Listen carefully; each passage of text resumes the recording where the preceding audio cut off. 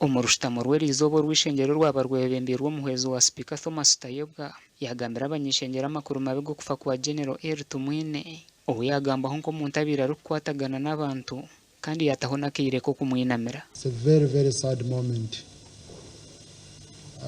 for this house, because whenever we lose one of us from either side, a dark cloud hovers over the whole institution.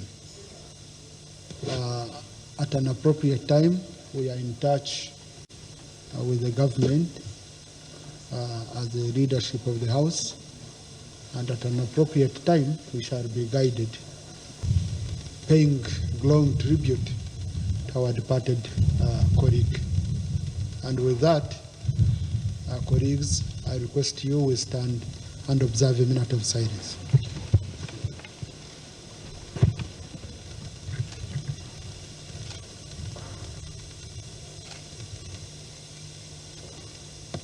General Tumwine n'umwe mu bantu 27 bajahwira ihangera ukorwa mu butegetsi bubi kandi abanyeshengero ebi nibyo bamugambaho. General Tumwine akaba ari umuntu orakunda ihangariye umurwanirizi w'edembe mbwenu umuntu wabiri narwanirira ubusinge bw'ihangariyitu ubumwe bw'ihangariyitu abiratine exclusionnaire akora azazana kugamba ahihangariye Uganda abiri nakundi ihangariye Uganda munonga kuchiza mbwenu nk'abantu bingi nore abantu abingi tuba kumanya ihanga ikikumanyisa.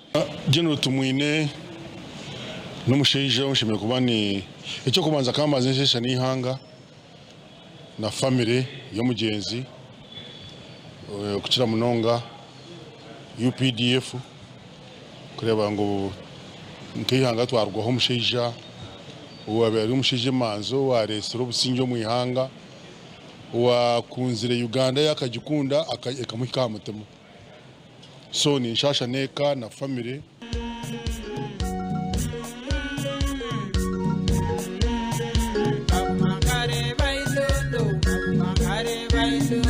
Hini n'abagamba hantarantaze ezitari zimwe na zimwe. I knew him as a hard-working man.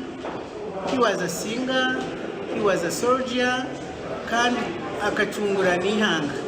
Mbwenu twashasha mnongo kuferwa nkoko ya muntu wo mugasho kandi oyambiri ihanga ry'itu. Twaferwa munonga twaferwa manzi twaferwa murokore twaferwa umuntu utakunda kurya bituga twaferwa umuntu ukundi ihanga rye mbwenu twaferwa ikintu cyango munonga. Bitu nabwanyuma Minister w'ebyo kwerinda Major General Jim Muhwezi nawe yagamba hantebekanisa zo kugaruza umbere rwa General Tumwine omwihanga.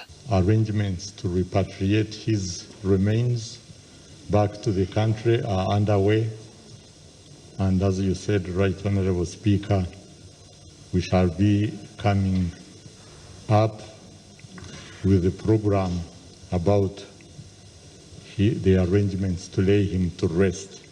General Tumwine nuwe yatira isasi ryo kubanza eryatandikireho rutaro rwo kucungura ihanga ahankambe yakabamba. Gasha kwa Jimmy Muhumuza.